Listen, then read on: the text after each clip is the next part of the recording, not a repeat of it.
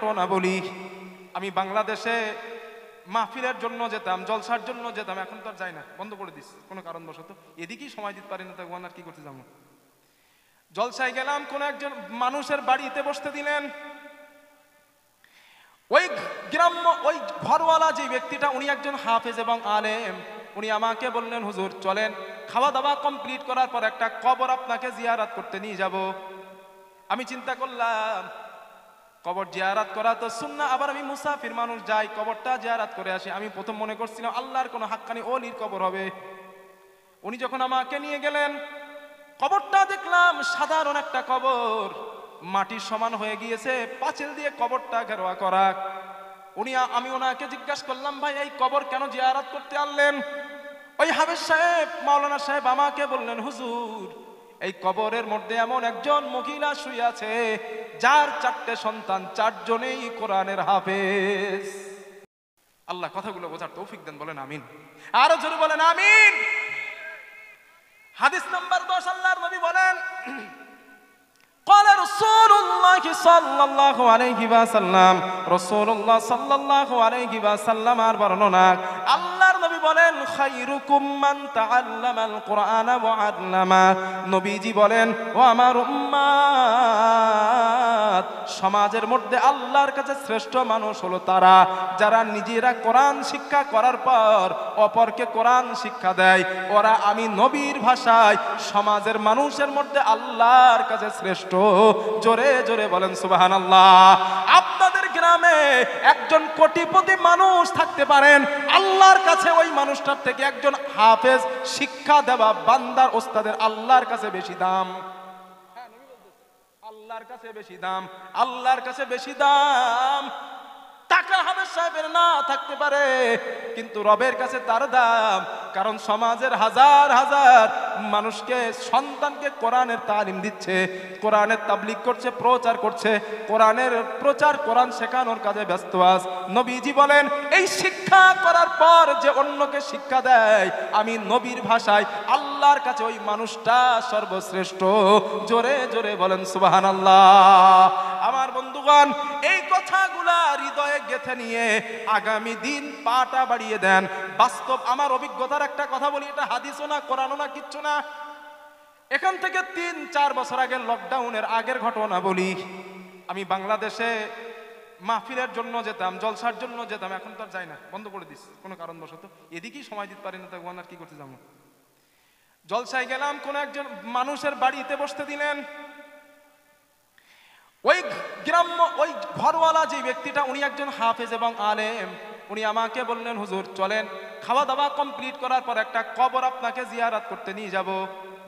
আমি চিন্তা করলাম কবর জিয়ারত করা তো সুন্নাহ, আবার আমি মুসাফির মানুষ, যাই কবরটা জিয়ারত করে আসি। আমি প্রথম মনে করছিলাম আল্লাহর কোনো হাক্কানি ওলির কবর হবে। উনি যখন আমাকে নিয়ে গেলেন, কবরটা দেখলাম সাধারণ একটা কবর, মাটির সমান হয়ে গিয়েছে, পাঁচিল দিয়ে কবরটা ঘেরোয়া করা। আমি ওনাকে জিজ্ঞাসা করলাম, ভাই এই কবর কেন জিয়ারত করতে আনলেন? ওই হাফেজ সাহেব, মাওলানা সাহেব আমাকে বললেন, হুজুর এই কবরের মধ্যে এমন একজন মহিলা শুয়ে আছে যার 4টে সন্তান, 4 জনেই কোরআনের হাফেজ। জিয়ারত করে ঘরে আসলাম, ঘটনাটা জিজ্ঞাসা করলাম। উনি বললেন, হুজুর এই জন্য আপনাকে আমি কবরটা জিয়ারত করতে আনলাম। ওই মহিলার প্রথম সন্তান, দ্বিতীয়, তৃতীয় সন্তান, 3টে সন্তান মাদ্রাসায় পড়ে। চতুর্থ সন্তান 2 মাস হয়ে যাবার পর ওই মহিলার স্বামীটা মারা যায়। মহিলাটা বড় গরিব, লোকের বাড়ি কাজ করে করে 4টে সন্তানকে মাদ্রাসায় ভর্তি করিয়ে দিয়েছে। ছোট ছেলেটারে মানুষ করে কিছু বড় করে এতিমখানায় ভর্তি করে দিয়েছে। বড় ছেলে হাফেজ, মেজে ছেলে হাফেজ, সেজে ছেলেও হাফেজ। ছোট ছেলের কত পারা হয়েছে এটা ভুলে গেছে। ছোট ছেলেটাও হাফেজ পড়ে।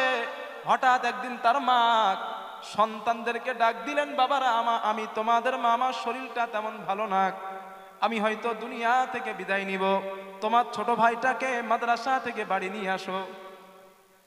বাবা নাই, বাবা হারা অবস্থায় দুনিয়াতে, মা পরের বাড়ি কাজ করে করে সংসার চালায়, বাচ্চাদেরকে মানুষ করে। মা জননীর শোক, চারজন সন্তান মায়ের মাথার কাছে বসা। মা সন্তানদের ডেকে বলেন, ও আমার কলিজার টুকরা সন্তানেরা, আমি মা হয়তো বাঁচবো না, দুনিয়া থেকে বিদায় নিব, তোমরা চার ভাই আমার মাথার চারদিকে দাঁড়িয়ে যাও, আল্লাহর কোরআন তেলাওয়াত করতে থাকো। ওই আলেম বলেন, হুজুর শুক্রবারের দিন আমি সেখানে প্রেজেন্ট, চারজন কোরআনের হাফেজ, চারজন ভাই মায়ের মাথার কাছে কোরআন পড়তে পড়তে মা জননী দুনিয়া থেকে বিদায় হয়ে গেলে। কাঠা কবুতরের মতো ছটফট করতে দেখছি নিজে চোখে।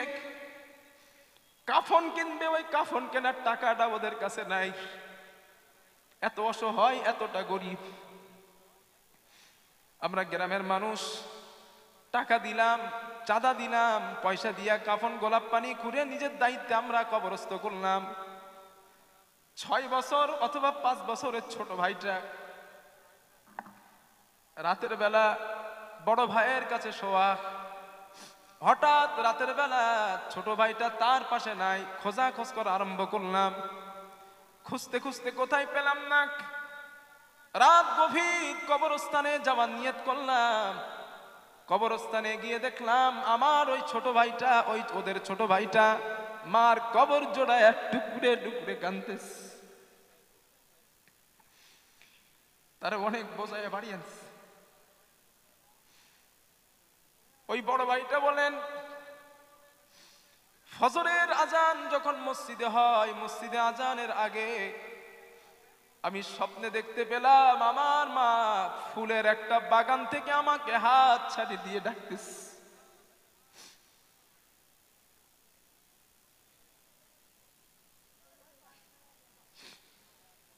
ওর ছেলেটা বলেন, আমি মারে জিজ্ঞাসা করলাম, আল্লাহ আপনার সঙ্গে কেমন ব্যবহার করেছেন? মা বললেন, বাবা তোমাদের 4 ভাইকে কোরআনের হাফেজ বানানোর কারণে আল্লাহ আমার জীবনের সব গুনাহ মাফ করে জান্নাতের ফয়সালা দিয়ে দিয়েছেন। নিজে কানে শোনা ঘটনা, নিজের চোখে ওই কবরটা দেখা মানুষ আমি। এই মাহফিলের মধ্যে যত মানুষ বসা, কিসমত যদি ভালো হয় হাফেজের বাবা মা হয়ে কবরে যান। একদিন যদি ওই কোরআনের হাফেজ বাবা মায়ের কবরের পাশে দাঁড়ায়া আল্লাহরে আল্লাহ বলে ডাক দেয়, মাবুদ বাপ মারে মাফ করে দাও, নবীজি বলেন চোখের পানি নাকের ডগায় আসার আগে বাপ মার কবরের আযাব আল্লাহ মাফ করে দেয়।